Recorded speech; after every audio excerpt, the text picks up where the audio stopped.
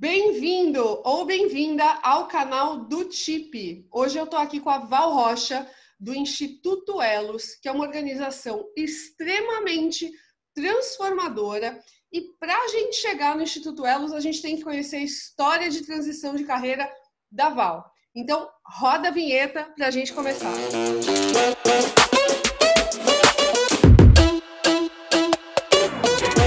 Mais um vídeo do nosso Veda. Já passamos da metade do Veda, já está dando saudades, porque você viu aí que a gente conversou com pessoas incríveis. E antes da gente começar esse papo com a Val, eu queria pedir para você assinar o canal e deixar o seu joinha para que esse vídeo alcance mais e mais pessoas que estão em transição de carreira. Val, nem preciso falar que eu estou muito feliz da gente ter esse encontro virtual, que era para ser um café presencial, mas ainda bem que a gente arrumou uma desculpa para estar juntas, né? E eu tenho certeza que todo encontro que a gente tem é sempre delicioso e hoje não vai ser diferente. A gente devia já ter combinado e trazido nosso café, nosso chá e nosso bolo, porque só assim para a gente conseguir sentar e desfrutar. Mas sim, a gente toda vez que senta para conversar, dá muita risada, se diverte e aprende uma com a outra. Aprendo muito com você. Estou feliz demais de ter essa conversa.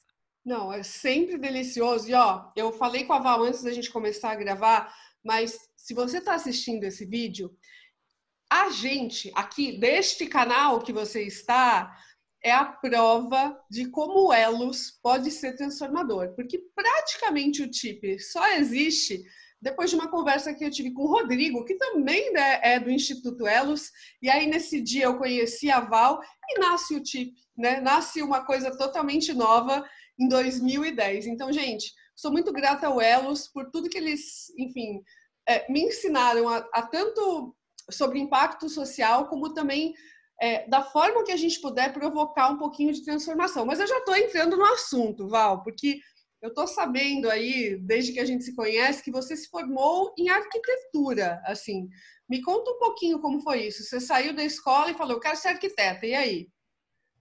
Gente, não foi assim, Lude.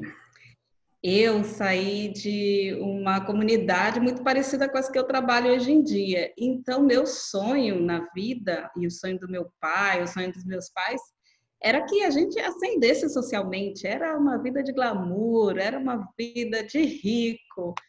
E quando eu escolhi fazer arquitetura, eu nem sabia direito o que que era.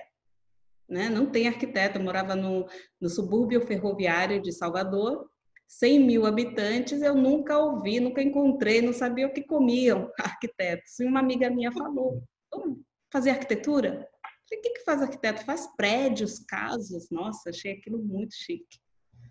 E resolvi ir para a faculdade de arquitetura, passei, eu sempre fui boa aluna, né? Essa coisa de você tem que ser melhor, você tem isso é o feijão com arroz. Lá em casa também tinha. Tem que ser a melhor, tem que ser a melhor aluna.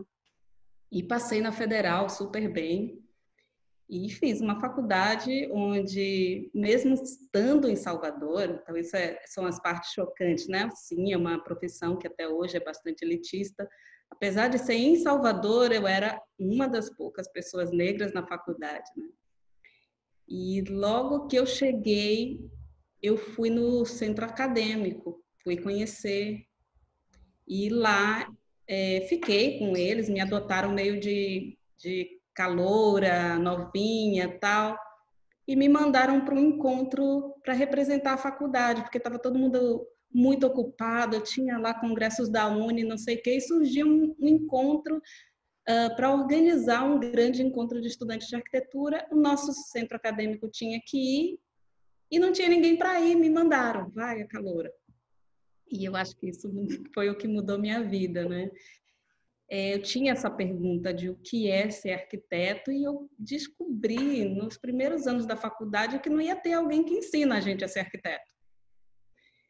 Numa federal isso é mais forte ainda, você vai colecionando que professores, que áreas, como que você quer se constituir profissional. E no encontro, ali eu encontrei pessoas incríveis que carregavam as mesmas perguntas que eu. Né? Como é que a gente pode devolver? Como um arquiteto só faz coisas para pessoas ricas? Mas e as pessoas que moram em condições indignas? Não tem arquiteto para elas? Uhum. Não tinha resposta, mas tinha muita pergunta, né? E eu encontrei no meio disso tudo pessoas como Edgar Gouveia, Rodrigo Rubido, que viriam a ser fundadores do Elos. Nos tornamos muito amigos, viajamos o Brasil inteiro para nos encontrar. Toda oportunidade a gente se encontrava, conversava e sonhava com uma arquitetura que ia mudar o mundo, né? E você em Salvador e os dois aqui em Santos, é isso? Os dois aqui em Santos, mas em geral a gente tinha encontros que ia ter lá, tinham encontros de organizadores, eu ia para esses e eles também, e aí a gente fazia encontros que reunia 2.000 estudantes de arquitetura do Brasil inteiro, da América Latina, né? E isso foi alimentando sonhos muito fortes na gente. Mas eu estava sozinha, assim, essas pessoas estavam por aqui, tinha no Rio Grande do Sul, e na Bahia eu me sentia mais sozinha, né? Não tinha muito a minha turma, porque eu não tinha pessoas da minha turma na faculdade que entendiam de onde eu vinha ou que tinham essas inquietações. Aí tinham poucas pessoas. Então a gente foi ficando cada vez mais amigo. Mas aqui em Santos tinha uma coisa especial que tinha mais de tinha um grupo razoavelmente grande dessas pessoas inquietas. E em algum momento eles resolveram sediar um encontro de arquitetura aqui. Eles montaram. E aí, essa oportunidade fez com que eles quisessem fazer um encontro ainda mais diferente, levando os estudantes para as ruas, levando os estudantes para a comunidade. Foi uma coisa que transformou o movimento de estudantes de arquitetura, mas transformou ainda mais profundamente essas pessoas. A vontade de fazer, continuar fazendo assim, de que a universidade, o aprender fosse assim, foi muito forte, né? E isso mudou o rumo deles, né? Eu acho que eles nunca, essas pessoas aqui de Santos que se envolveram com esse processo, alguns deles acabaram criando uma organização para isso, né? Para viver assim, para viver disso, como alternativa, porque naquele momento ainda tinha um sonho assim, vamos fazer um escritório de arquitetura normal, que vende serviços, e vamos fazer esse outro negócio que é o Elos, que junta pessoas, né? É como Enquanto se isso, eu fosse estava lá um na Bahia, né? projeto. O Elos, inicialmente, né? Talvez se não fosse uma insistência, seria um projeto paralelo, não seria o principal. Seria porque, tem, né? Todo mundo muito novo, vivendo algumas utopias, e você achava que seria possível, eles achavam que seria possível, sim, trabalhar, sei lá, 8 horas por dia ou 6 horas por dia para gerar recurso, e que você iria ter outras horas para fazer esse outro trabalho, né? Acontece é que esse outro trabalho, ele cresce, ele demanda muitas horas, muito profissionalismo. Ele não é uma coisa que dá para você fazer como hobby. Então, chega uma hora que você tem que fazer uma escolha. Aí tem um dilema. Como é que eu me dedico a fazer isso se não vai me dar condições de sobreviver? Uhum. Ou como é que eu vou fazer essa outra coisa se não nutre as grandes ambições que eu tenho na vida, a vontade de contribuir para a transformação social? Então, esse dilema, por um tempo, eles levaram as duas coisas juntas, né? Até chegar um momento em que, de fato, teve que ser feita uma escolha. E aí, nesse momento, nasceu Elos, como a gente conhece hoje. Você já estava aqui em Santos? Como é que foi isso? Não estava, a gente continuava sendo amigos. Eu saí de Salvador, fui morar no Ceará, fui morar no Rio Grande do Sul. O Rodrigo conheceu todas as minhas casas. A gente sempre foi muito amigo e ele sempre foi nas férias, e não eram lugares interessantes. Era Ceará, se não eram lugares interessantes, eram muito interessantes, mas não eram destino turístico. Aham, Então ele não foi lá para curtir a praia do Ceará, porque eu morava em Sobral, não tinha praia, era aham. quente. E é para a gente ir nutrindo essa amizade mesmo. Fui morar no Rio Grande do Sul, em Vacaria, um lugar super frio, longe de tudo, né? E a gente ia trocando. Nesse momento aí, meu desejo se tornou realidade, né? Porque em Sobral eu fui e trabalhei em projeto urbano, O Leandro trabalhava na prefeitura, meu marido, e aí eu apoiava, fazia coisas com ele. Depois a gente foi para o Rio Grande do Sul. E aí eu acho interessante, porque esse momento que a gente está na pandemia, né? Toda mudança, transição, assim, desejada, planejada, é muito bom. Mas quando a vida dá uma guinada, assim, e transforma, você sempre tem uma sensação, assim, de perder o chão, e aí você não quer, não fica feliz, né? Então, quando eu fui para o Rio Grande do Sul, deixa eu vou parar esse WhatsApp aqui, ó, porque ele está fazendo um blip. Quando eu fui para o Rio Grande do Sul, eu tinha acabado de me formar mesmo, e eu cheguei num lugar, né, que não tem negros, que eu não conhecia ninguém, que eu não tinha amigos, que eu não tinha trabalho. Eu ficava assim extremamente deprimida, não queria levantar da cama. E um dia o meu marido falou assim: Val, por que você não vai numa academia? Eu falei: é o fundo do poço, gente. É o fundo do poço. Uma pessoa que não tem trabalho e ir na academia, realmente, eu cheguei no fundo do poço da inutilidade, né? Da pessoa inútil. Pensei isso, mas me obriguei a ir na tal da academia. Foi a melhor coisa que eu fiz. Porque eu fui na academia, né? Cheguei lá, né? Assim, esse cabelo, esse visual, óbvio que já chamei atenção, né? E uma pessoa veio falar comigo, nunca esqueci, Daniela Caieron. Veio falar comigo, queria saber quem eu era, de onde eu vim, ficou toda interessada e me deu carona para casa. E eu falei assim: passa aí qualquer hora. Mas assim, né? Passa aí qualquer hora, passa não. Mas ela foi na minha casa.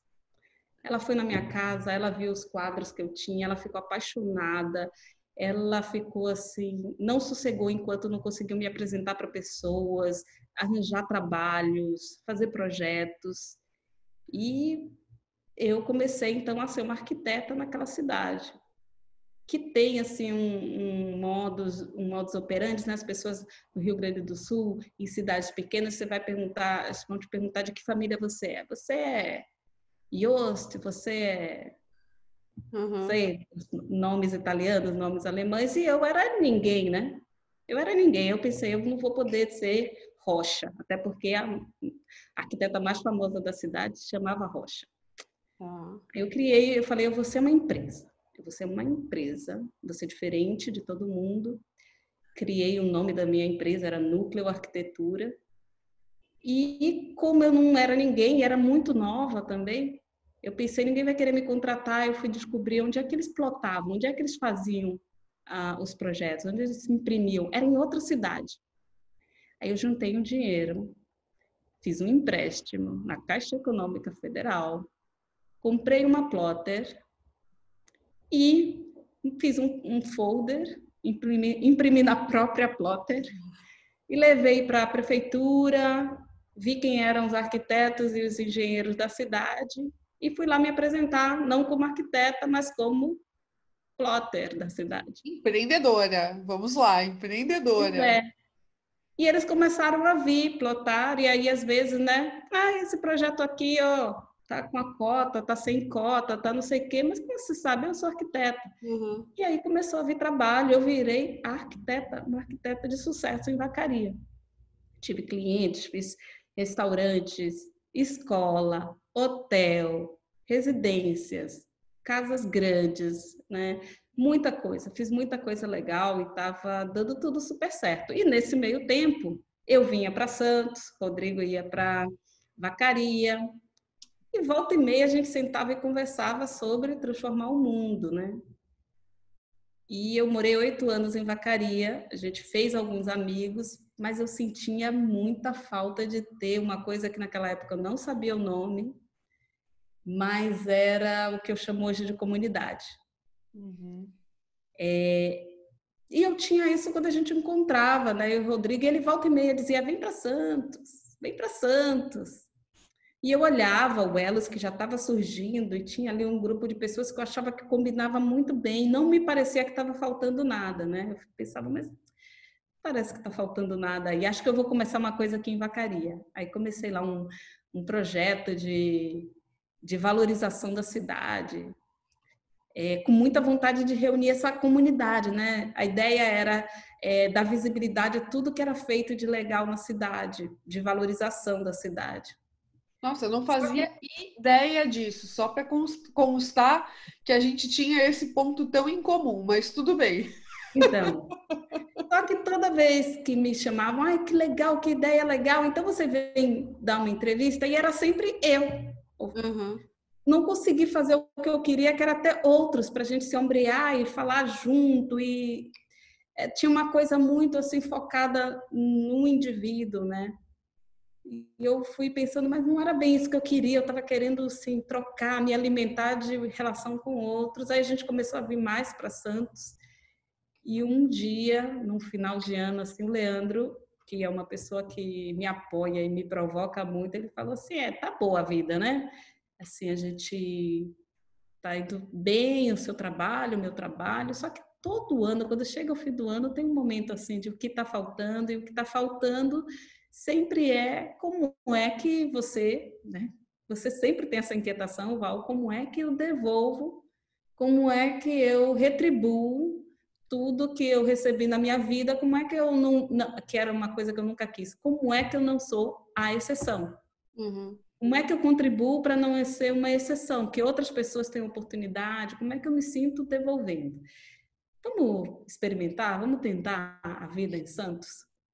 Isso era assim, eu não tinha nem coragem de expressar esse pedido para ele, porque o trabalho dele era e é lá no Rio Grande do Sul. Então, quando a gente veio para Santos, todo mês ele dirigia 900 quilômetros para ir e para voltar. E você pode lembrar aí que há 16 anos atrás, no Brasil, o home office era uma coisa que não existia. Ele fazia home office, quer dizer, trabalhava em casa, né? E todo mundo achava Uhum. muito estranho que ele trabalhava daqui e de vez em quando ia para lá. E viemos. Eu comecei no Elos ajudando na contabilidade, organizar a contabilidade assim com os parcos conhecimentos que eu tinha de ter organizado o meu próprio escritório. Era pequeno ainda, então ainda dava, eu e Thaís. Depois eu fui vendo que tinha uma coisa que me dava uma inveja, que era as pessoas que trabalhavam assim, falando com os candidatos a guerreiros. Eu tinha uma invejinha disso, vontade de uma curiosidade, parecia, era um mundo inteiro, né? Quando chegavam as cartas, porque eram cartas, os guerreiros se inscreviam e mandavam cartas, eles faziam um jogo de tabuleiro e eles respondiam, faziam um jogo, colocavam no envelope e mandavam pelos correios. E a gente recebia aqui, né? É a primeira vez que eu participei de um comitê de seleção que lia as histórias das pessoas, lia o que elas achavam, as respostas delas. Eu pensei, nossa, isso é maravilhoso, eu quero conhecer todas essas pessoas, eu quero saber mais disso, né? Isso me encantou mesmo, me ganhou. E Val, aí, só para quem não sabe, né? Porque você falou duas coisas, você falou do Elos e do Guerreiros, né? Explica para quem está assistindo o que é o Instituto Elos. Eu não sei se você definia naquela época, naquela época, assim, né? Eu imagino que era um grupo de pessoas querendo transformar o mundo e hoje o Elos já é uma coisa gigantesca, né? O que era e o que é o Elos hoje? Naquela época, o Elos era um grupo de pessoas, né, 5 pessoas, que fundou o Elos para trabalhar com comunidades. Uhum. O foco realmente era trabalhar com comunidades e acessar uma coisa que naquela época já era uma ambição, que era um saber comunitário, uma inteligência coletiva que havia nas comunidades, para transformar a realidade das comunidades a partir dos seus saberes locais, né? Um dos jeitos de fazer isso foi trazendo jovens, trazendo estudantes, trazendo, né, levando as pessoas para dentro das comunidades. Esse casamento, então, entre estudante, juventude e comunidade virou assim, uma marca do Elos desde a origem até hoje. Uma coisa que eu lembro que nos nossos primeiros encontros, eu acho que aí eu tô falando de 2010, por aí, foi você me explicando, né, que você me explicando as metodologias do Elos, e uma das coisas que eu fiquei muito impactada e emocionada era o quanto vocês priorizavam o olhar apreciativo, né, que onde falta muita coisa, o que sobra, né? Então, eu lembro que eu saí dessa reunião assim, meu Deus, extremamente impactada de como assim eu não pensei nisso antes, isso é genial, né? E hoje, Val, o que é o Elos? Como é que vocês definem o Elos hoje? Então, hoje a gente define que o Elos é uma organização que trabalha por uma causa, que é a cultura de abundância, transformar uma cultura de escassez numa cultura de abundância, que a gente faz isso muito através de educação social e impactando 3 dimensões principais, que é potencial, né? Trabalhar o potencial das pessoas, a capacidade de enxergar o próprio potencial, o potencial da comunidade, o potencial do lugar onde vive, pertencimento. Então, eu tenho um potencial, começo a enxergar isso, melhora a minha autoestima, mas também o senso de que eu não estou sozinho, que eu pertenço a um lugar, que existem vínculos, e isso ajuda muito a reduzir vulnerabilidade, ou a sensação de vulnerabilidade das pessoas. E uma última dimensão, que é o protagonismo. É chegar num ponto em que eu percebo o meu potencial e do outro, quero fazer junto porque me sinto que pertenço, e tanto que eu não quero só resolver para mim mesmo ou para o meu pequeno grupo, eu tenho vontade de fazer mais, de acelerar, de gerar novas transformações, de criar um movimento, uma ação, uma horta, um projeto que vai ter benefícios para além de mim mesmo, né? Perfeito. E o Elos tem o Elos como guarda-chuva, e existem vários projetos aí embaixo, né? Que acho que talvez um dos mais destacados, são muitos, eu sei, mas pelo qual o Elos é muito conhecido mundialmente, inclusive, é o Guerreiro Sem Armas, né? Isso. A ambição de transformar o mundo, que acho que é bastante peculiar e característica de juventude, está lá desde do Gênesis do Elos, né? E uma das percepções que surgiu logo foi: não vai dar para a gente fazer isso sozinho. A gente precisa ter mais gente. Então, acho que o Guerreiros, inclusive, historicamente, nasceu antes do Elos. Assim, a primeira edição de Guerreiros Sem Armas, o Elos ainda não era uma organização de fato. Mas surgiu ali a necessidade e a ideia de compartilhar com outras pessoas a experiência de como é que seria possível fazer junto, rapidamente e de uma forma divertida, algo que gerava uma transformação pessoal e uma transformação coletiva. Perfeito. E isso foi a primeira edição do Guerreiros Sem Armas em 99. O Elos foi fundado em 2000.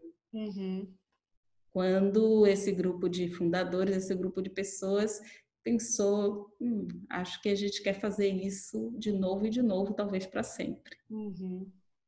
O Guerreiro Sem Armas, ele já começou no formato de trazer pessoas do mundo inteiro para atuar nas comunidades da Baixada Santista? Não, o plano era apenas estudantes de arquitetura e apenas brasileiros, mas já veio um historiador norte-americano e já furou com tudo. Mas já não foi assim. Mas em 99 e em 2000 tinha esse mote de trazer estudantes de arquitetura, muito com aquela, ainda nascendo daquela pergunta que me levou para os encontros e levou eles também: como é que arquiteto pode mudar o mundo? Perfeito. Mas aos poucos a gente foi vendo que podia ser qualquer pessoa, qualquer estudante que queria mudar o mundo, todas as habilidades iam ser úteis. Até hoje, essa coisa do fazer, do arquiteto e de transformar o espaço é intrínseca do Elos, né? É por isso que tudo que a gente faz gera uma transformação espacial, visível. Isso é um dos motes, né? Acho que tem a ver com a nossa formação. Sim.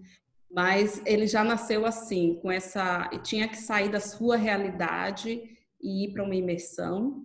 tinha que ir trabalhar numa comunidade, tinha que partir do zero, descobrir sonhos da comunidade e materializá-los dentro daqueles 30 dias do programa. Essa essência continua a mesma, né?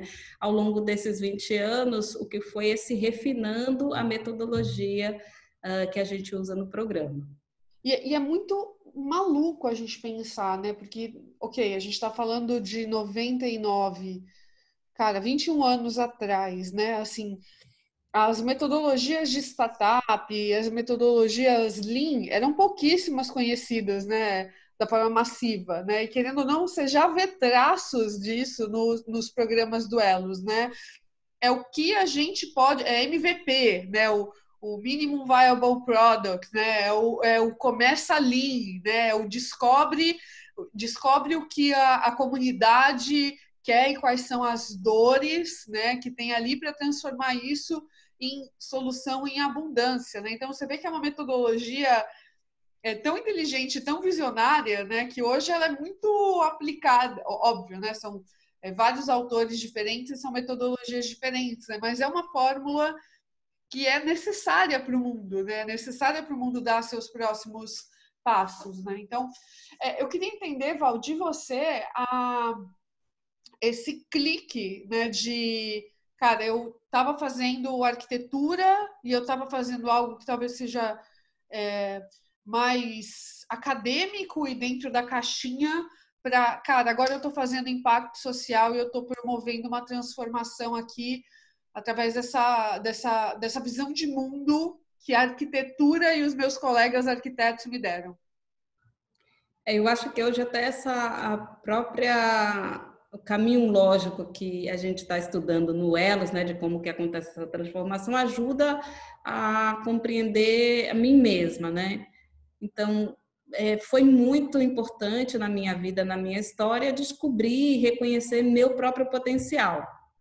Mas não é o suficiente, ou não foi para mim o suficiente. Descobrir que eu tenho talento, que eu posso viver disso, não me deu a segurança, ainda mais porque eu fiz escolhas que me levaram para fora das minhas comunidades, então eu me sentia sempre muito vulnerável. Precisava pertencer e que esse meu conhecimento fosse aplicado de um jeito que constrói uma comunidade para mim, né? Que transforma realidades que importam para mim e que se importam comigo. Então, não, eu acho que muitas pessoas sentem essa necessidade. E, às vezes, isso fica mais evidente quando você já não precisa do básico. Quando você ascende socialmente, se fala muito hoje da solidão do negro que ascende. Quando você luta muito para sair de uma realidade estigmatizante e tal, e aí quando você chega onde você sempre sonhou, você olha para os lados e se sente só. Uhum. Não tem assim, ninguém partilha, os valores são diferentes, você não sente que você pertence àquele mundo. Então, nessa hora, existem várias opções, mas para mim a sensação era de eu não pensei que eu queria me adaptar ali, até porque eu tentei e não deu.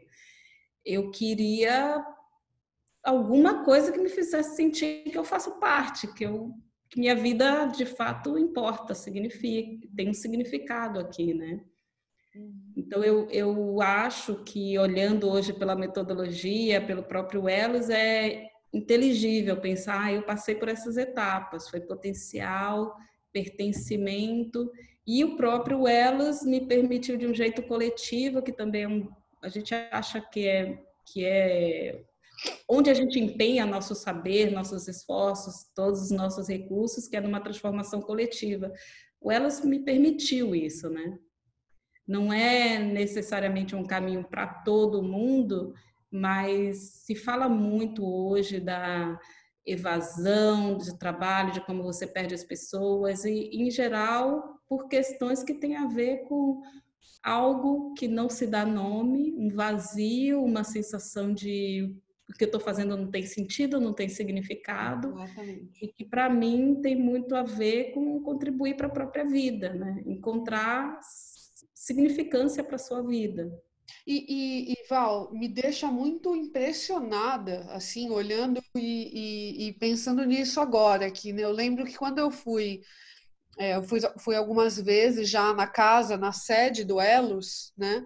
E eu lembro que uma das coisas, as primeiras vezes que eu fui, que me deixou muito impressionada, é como vocês combinavam de uma forma muito harmoniosa a questão de trabalho, das mães trabalhando, das mulheres trabalhando, né?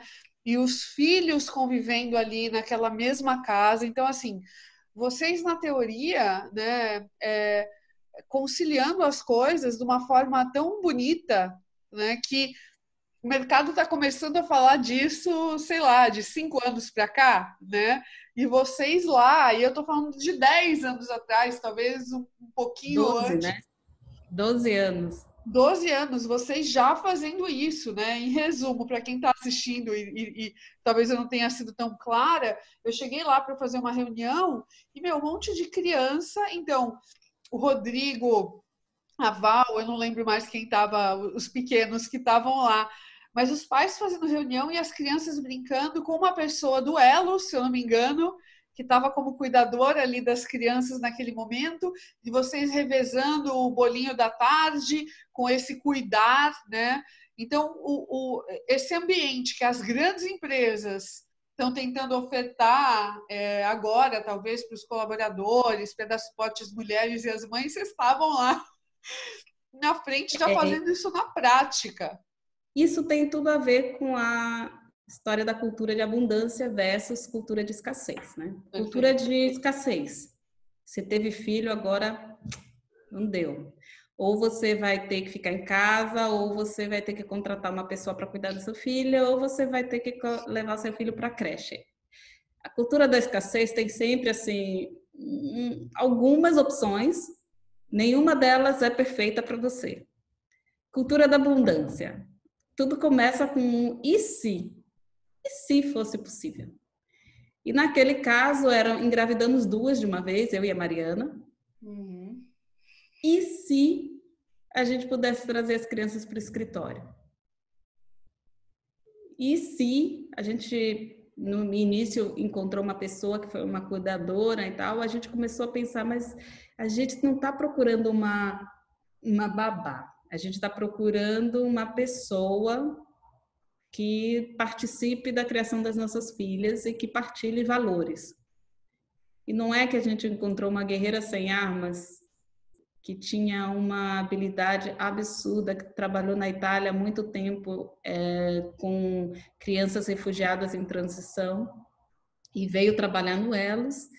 E, bem, e se as crianças viessem para o escritório e fossem parte, e se a gente tivesse uma pessoa que traz atividades para elas que tem tudo a ver com, e que topa ir no mutirão com as crianças e com a gente fim de semana, e que adora isso, né? Então, a gente chama do quartinho. O quartinho, né? Hoje são 10 crianças que a gente tem no Elas, né? De 12 a o mais novinho tem 3. Agora tem 3, ou tem 2. Né? Mas é uma variação bastante grande e nos desafia mesmo a encontrar esse lugar comum entre o que a gente sonha, o que a gente precisa, o que a gente...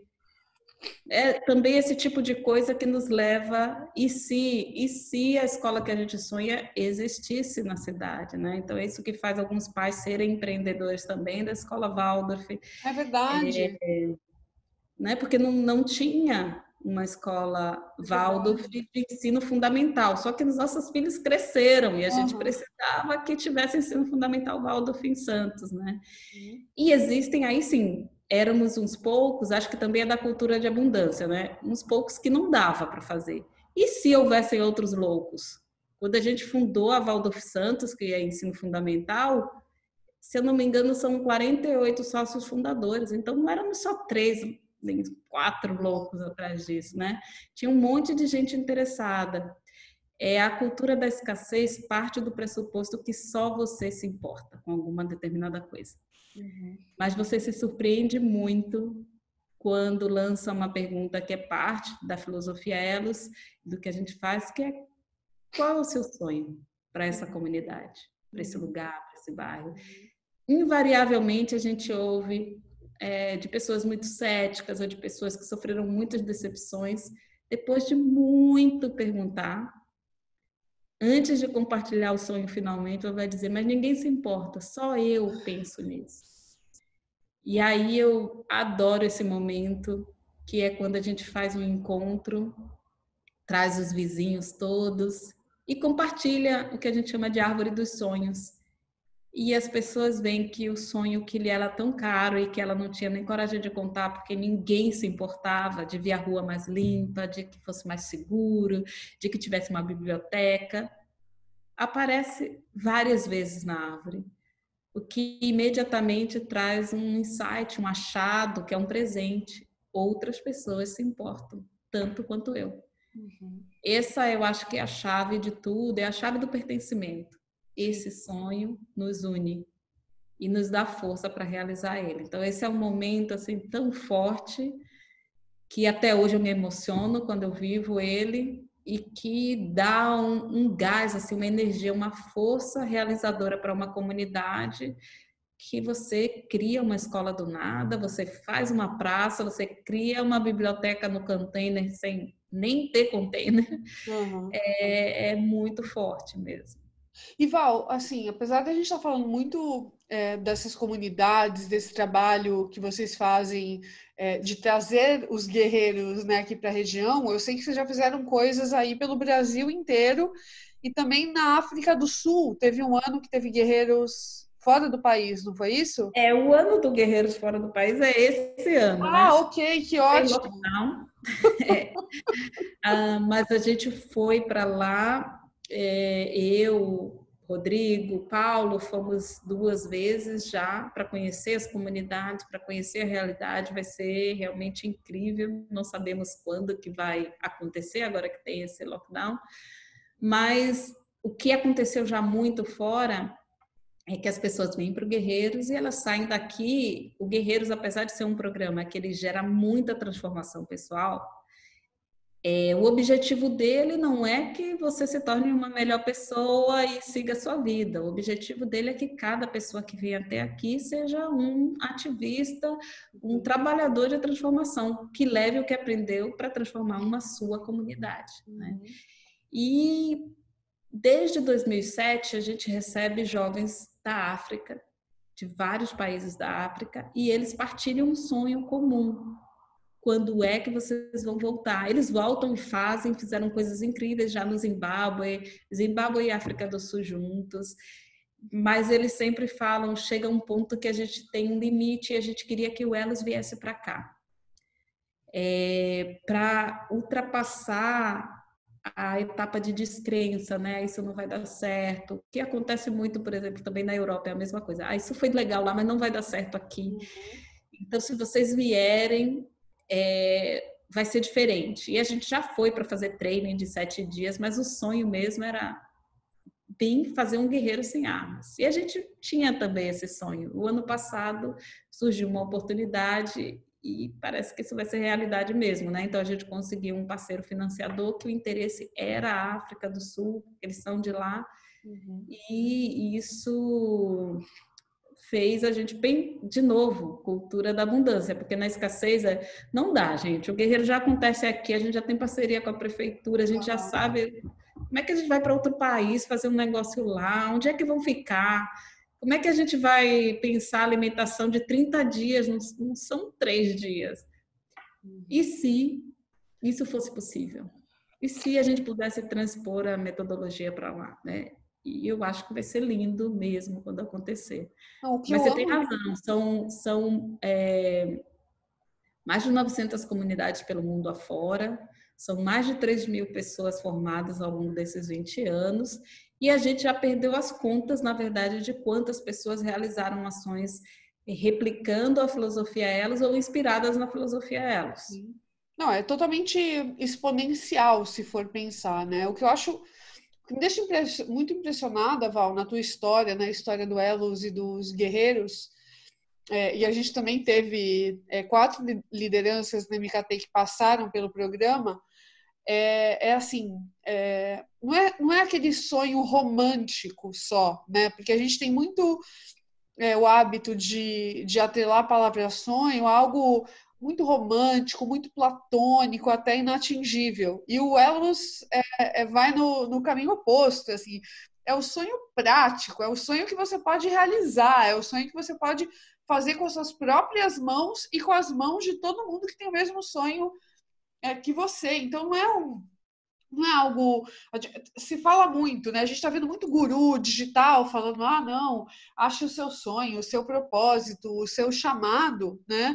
Esquecendo que, cara, se você só sonha sem uma parte prática, né, de entender qual é o impacto que você gera, né? Para mim, a palavra impacto está um pouco antes da palavra sonho, né? Qual é o impacto que você quer gerar, né? No fim das contas, o sonho faz parte do impacto, né? Mas o impacto é o que você quer de fato. Então, isso que me deixa muito impressionada quando eu observo assim, a história do Elos e tudo que eu vejo que vocês fazem. E uma opinião muito minha, que eu não sei se você concorda, que eu acho que o Guerreiros é um catalisador e um transformação pessoal, transformação em escala de outras comunidades. Mas, assim, eu conheço uma pessoa que fez Guerreiros e que transformou totalmente a carreira dela, assim, né? Que foi o Gabriel. Assim, o Gabriel, ele não fez Guerreiros, né? Ele fez o Elos Novos Líderes convivendo com a turma dos Guerreiros. Ou seja, ele nem chegou a fazer o Guerreiros. Ele nem chegou a fazer, mas ele ficou muito energizado, Sim. magnetizado pelos guerreiros. Sim. E eu lembro que naquele ano teve um projeto que eles queriam fazer uma plataforma para a rede de guerreiros, e o Gabriel pulou para dentro disso, né? Eles nem chegaram a fazer a tal da plataforma. E isso eu acho que tem muito a ver com você falou, essa catalisação, né? A gente sempre pergunta qual é o seu sonho para essa comunidade ou para esse grupo. Qual é o sonho, assim? Tem um sonho coletivo. Ele traz uma série de coisas dentro dele. Ele é um sonho que te liga ao que tem de humano em você e no outro.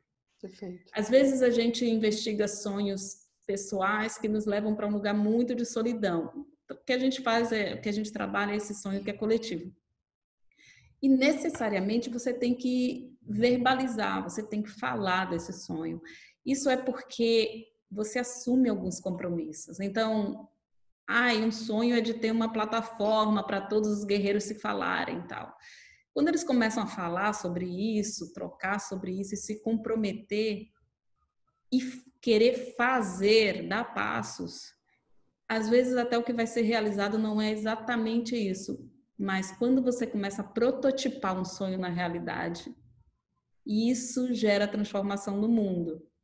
E imediatamente, o sonho às vezes ele é colocado à prova e não é bem uma plataforma, não é bem uma praça, não era assim, bem assim a biblioteca.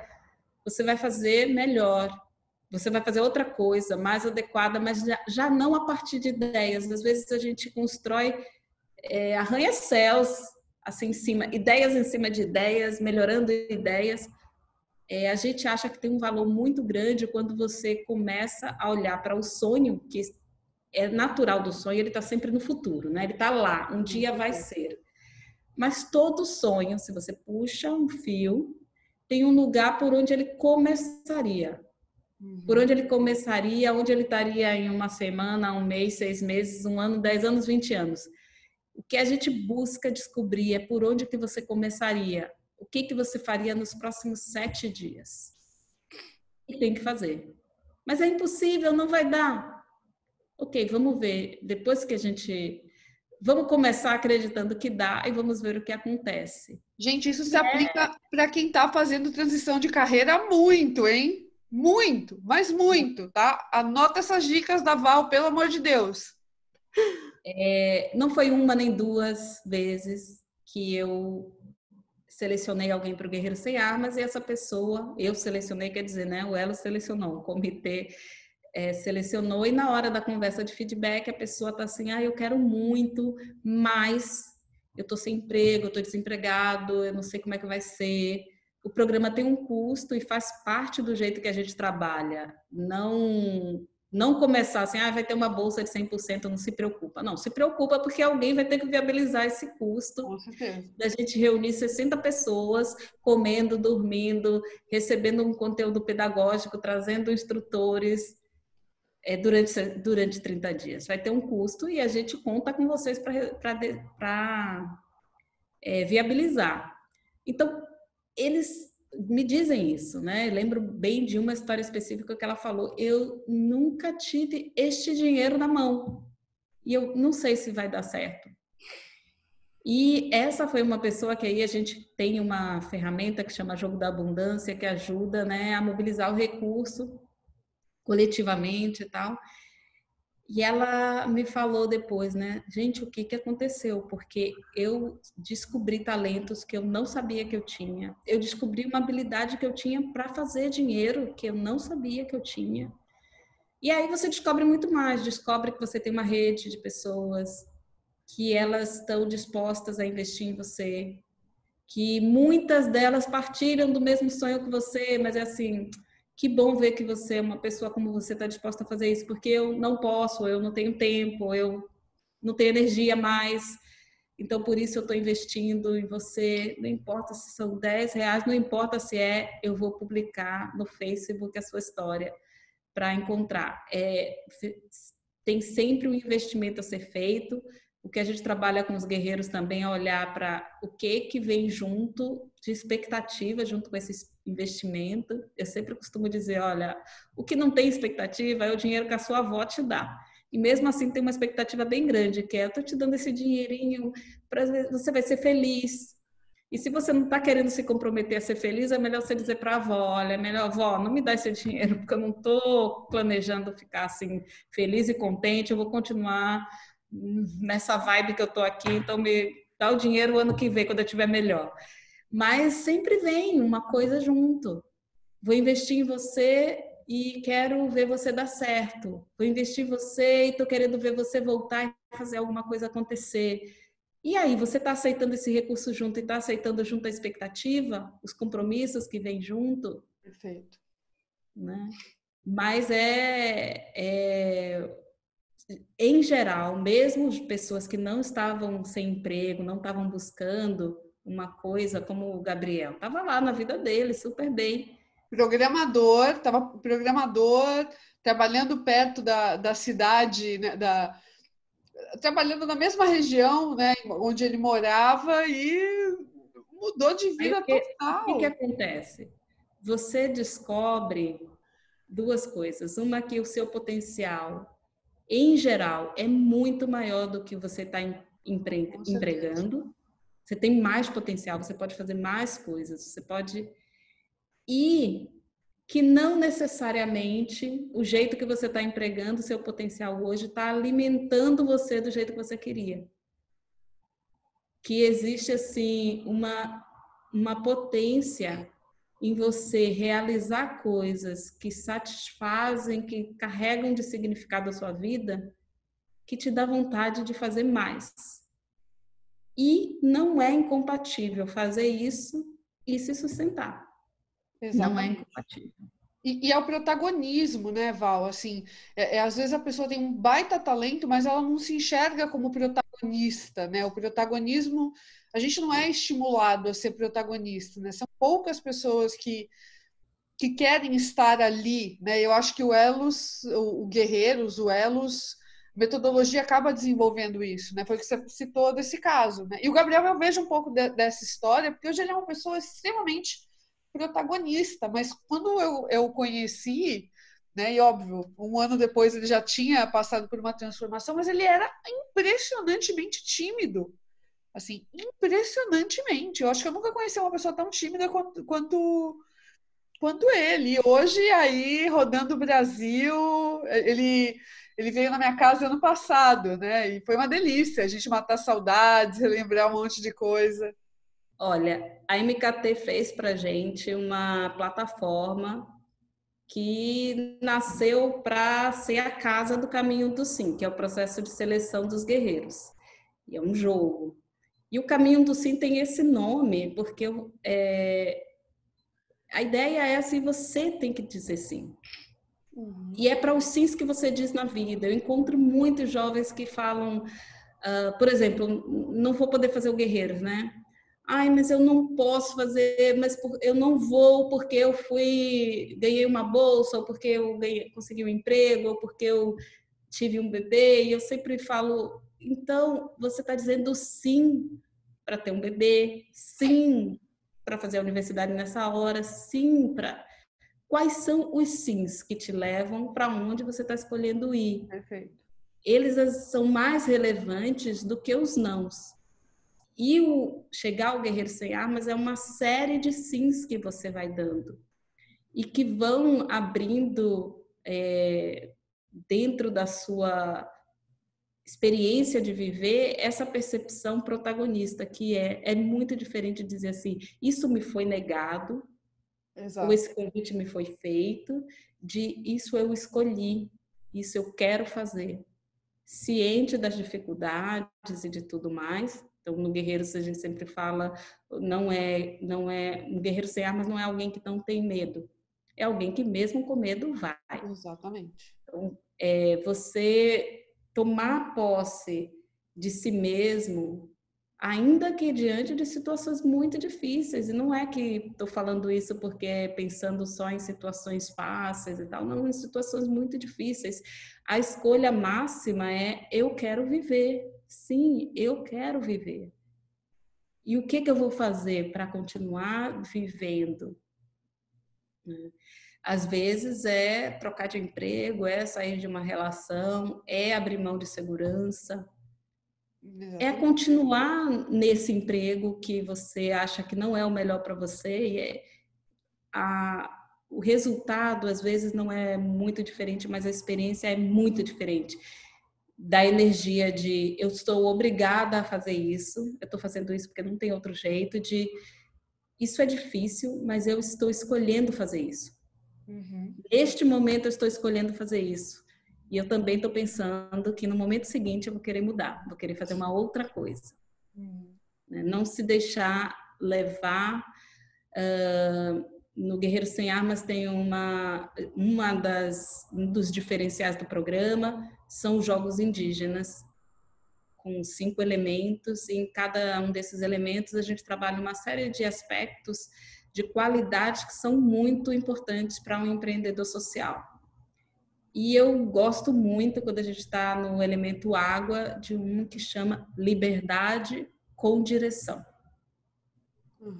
Não é de qualquer jeito, para qualquer lugar, é eu focando em que direção, para onde eu quero ir, fluindo para onde eu quero ir, né? Consciente de que essas escolhas são necessárias e do peso que elas têm de responsabilidade. Exatamente. E Val, você tocou num ponto muito chave que é o empreendedorismo social, né?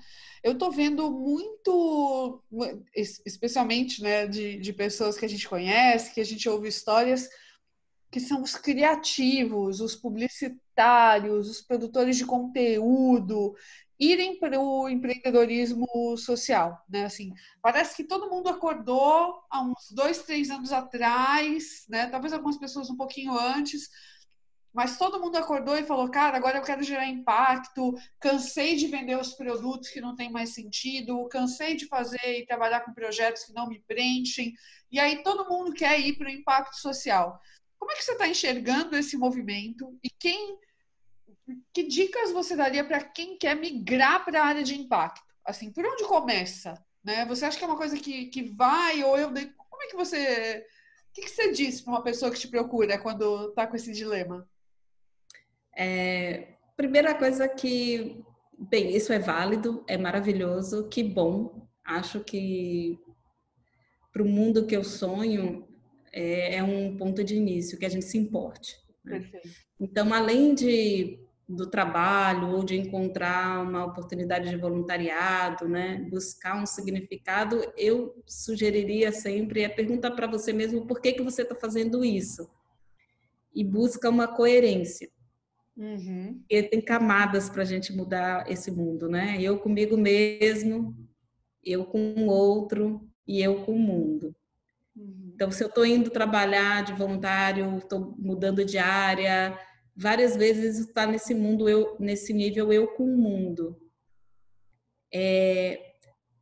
Muitas vezes você também vai fazer um trabalho pessoal e aí eu comigo mesmo, né? Buscando quebrar paradigmas e não reproduzir, perpetuar padrões que fazem o mundo da gente ser como é, né? De racismo, de patriarcado, machismo, preconceito, uma série de coisas.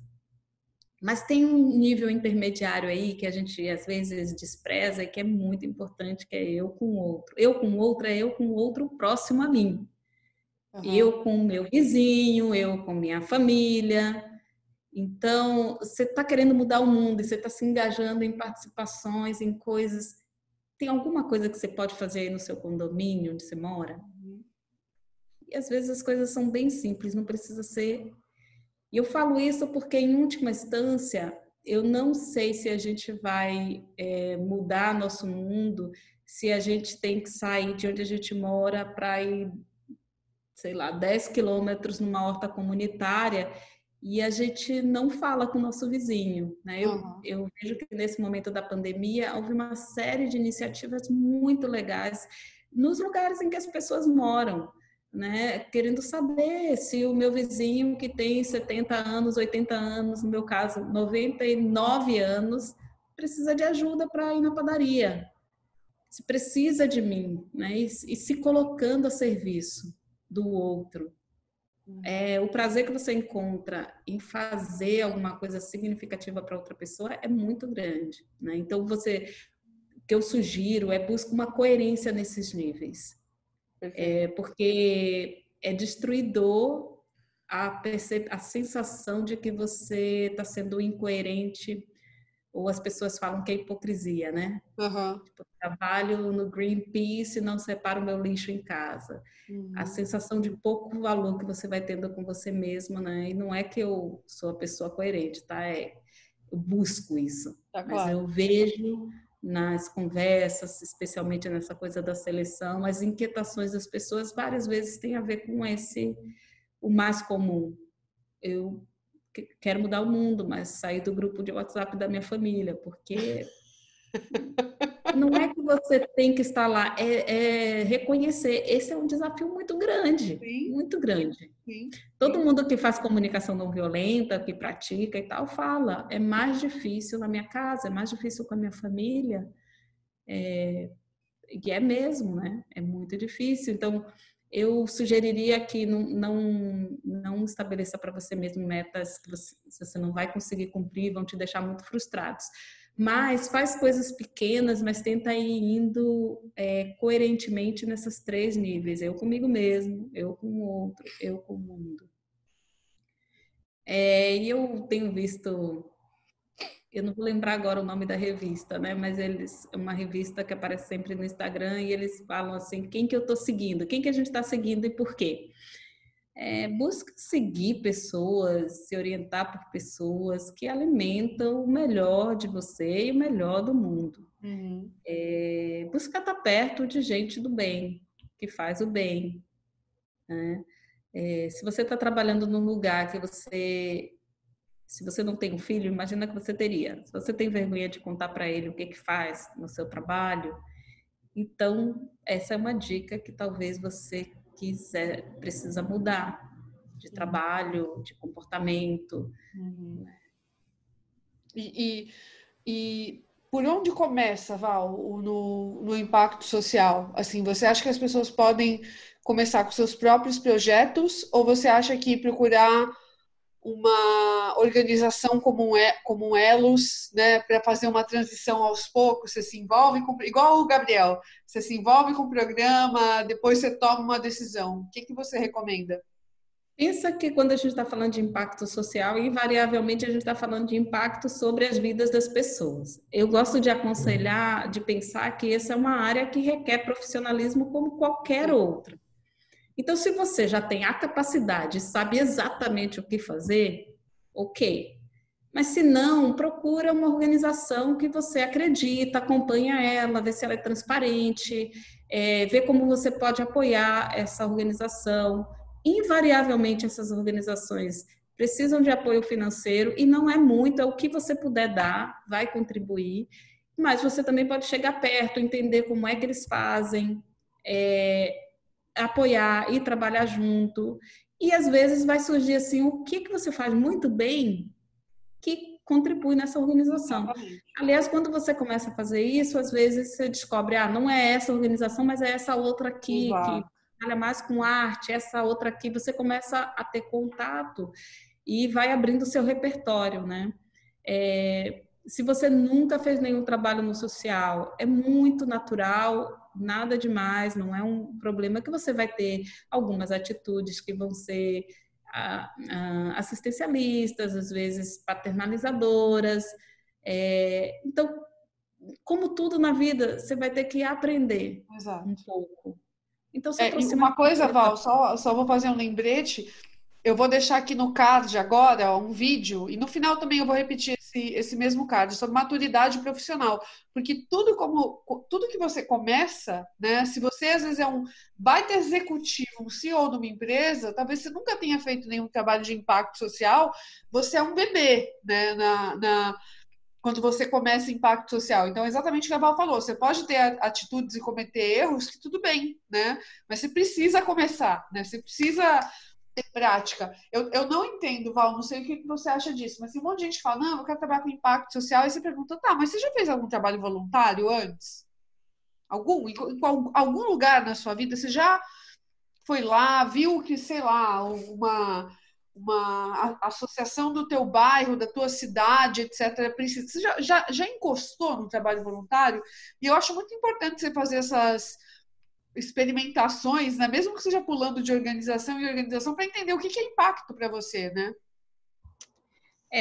A gente vê bastante isso. Teve uma vez que eu lembro que a gente fez um trabalho com trainees de um banco e levou eles numa comunidade. E em um determinado momento eles precisaram fazer alguma coisa, acho que tinha que comprar alguma coisa, tinha que pagar alguma coisa, não sei. Não tinha agência bancária. Em várias comunidades não tem agência bancária, gente, não é uma novidade. Mas para aqueles trainees que trabalhavam no banco e que vão um dia ser os executivos do banco, eles perceberam que não tinha. E como dificultava a vida das pessoas.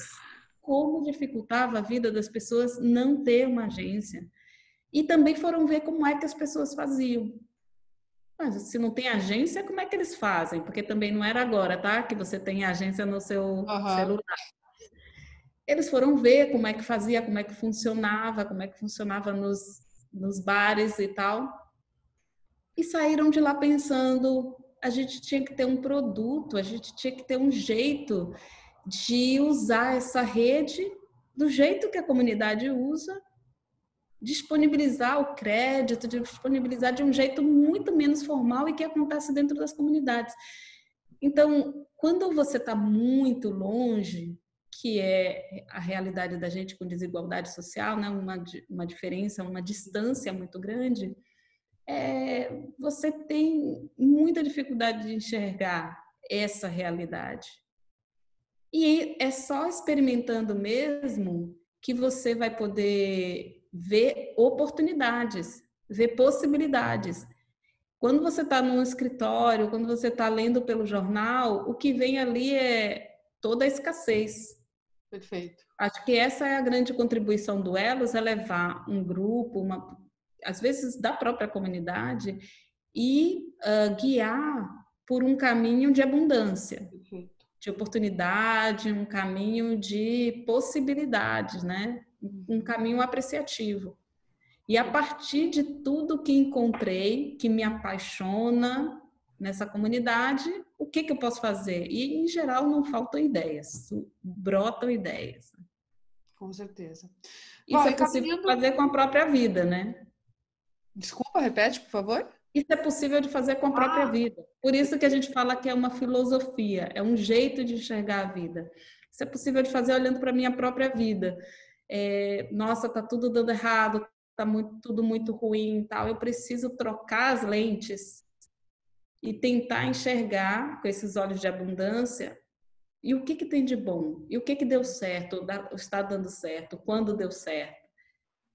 Porque é muito difícil você ter energia realizadora diante de problema em cima de problemas sem perspectiva, né? É Perfeito. muito mais fácil você ter vontade de realizar alguma coisa e obter sucesso quando você está animado e consegue enxergar possibilidades. Eu acho que o mundo agora, né, Val, todo mundo junto passou por essa falta de energia realizadora, né, e todo mundo teve, né, que desenvolver em maior ou menor escala. Não, tudo bem, entendi, está acontecendo uma pandemia, uma baita crise, o que que eu consigo fazer agora de melhor com os recursos que eu tenho, né? E cada um achou seu caminho, uns acharam mais rápido, outros ainda estão achando, né? Mas acho que todo mundo foi forçado agora a entender que sem esse olhar de abundância, né, a gente não conseguiria se mover um passinho, né, por conta de 2020, né? A gente foi, como várias organizações, né, quando chegou agora a hora da pandemia, o Elos trabalha com mão na massa, gente. A gente vai na comunidade e faz acontecer. Como é que a gente ia trabalhar agora?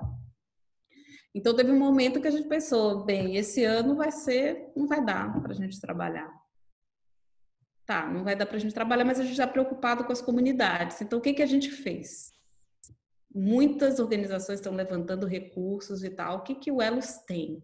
A gente tem uma rede no Brasil e no mundo, dentro das comunidades. Tá bom, vamos buscar recursos. Que recursos? Ah, não sei. Melhor a gente ligar para eles, né?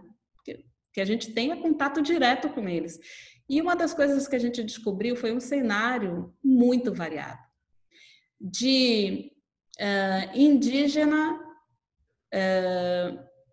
que disse assim, não, a gente não está precisando de nada, comida a gente tem, a gente planta.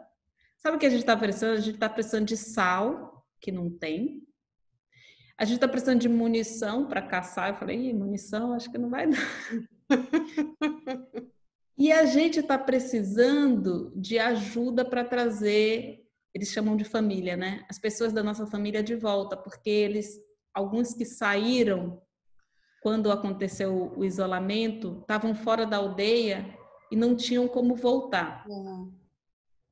Enquanto outras comunidades estavam precisando de alimento, outras estavam precisando de tecido, porque tinha muita costureira e podiam fazer as máscaras. E tinha comunidade aqui mesmo no Guarujá, a Praia do Góis. Eles fizeram um mapeamento das famílias, eles identificaram se havia alguma família vulnerável e eles criaram uma estratégia para cuidar eles mesmos de quem estava vulnerável lá.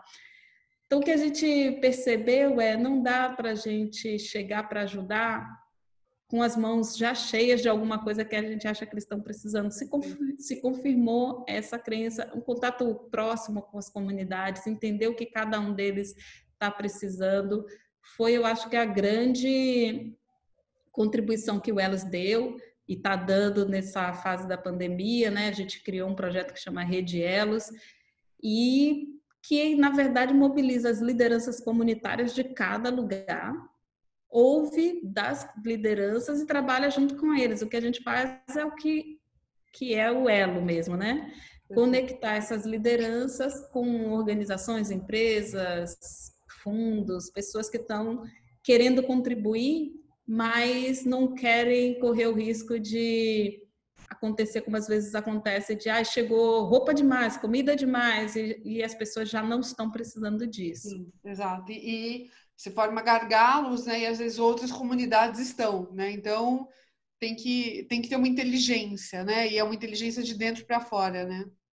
E tem sido lindo, porque aí as lideranças comunitárias, né? Porque você não tem noção, ou tem noção, do quão difícil é fazer chegar às pessoas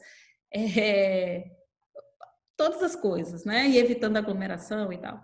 Então a gente tem aí lideranças que são lideranças há 20 anos. Tem lideranças que se tornaram lideranças agora, porque a pandemia exigiu.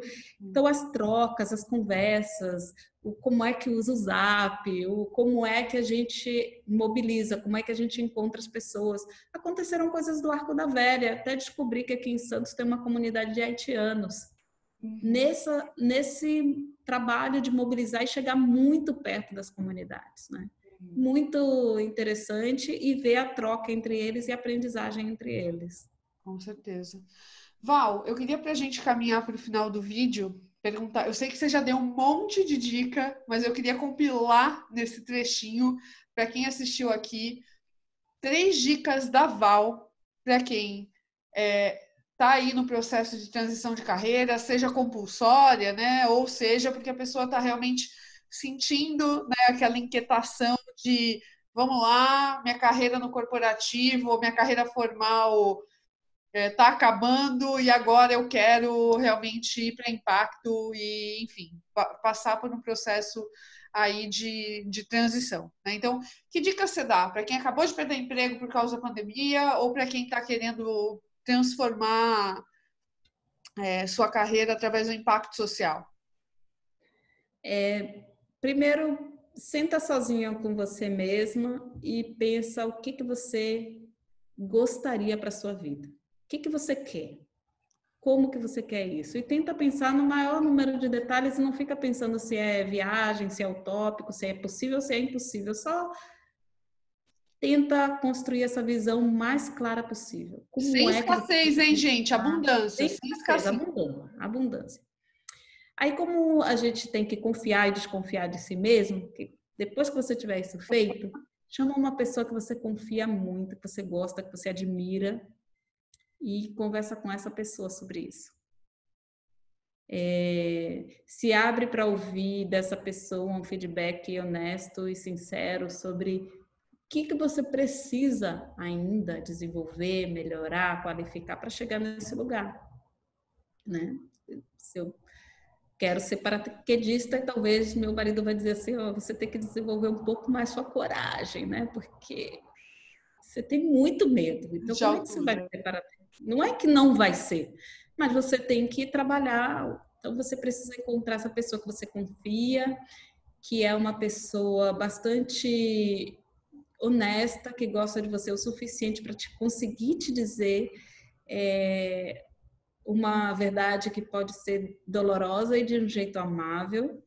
Todo mundo precisa ter um amigo como esse, hein, gente? Uma amiga, um amigo que é capaz de dizer a verdade e de um jeito amoroso, a partir de um lugar de carinho, né? E por último, mas não menos importante, faz alguma ação concreta nos próximos dias nessa direção.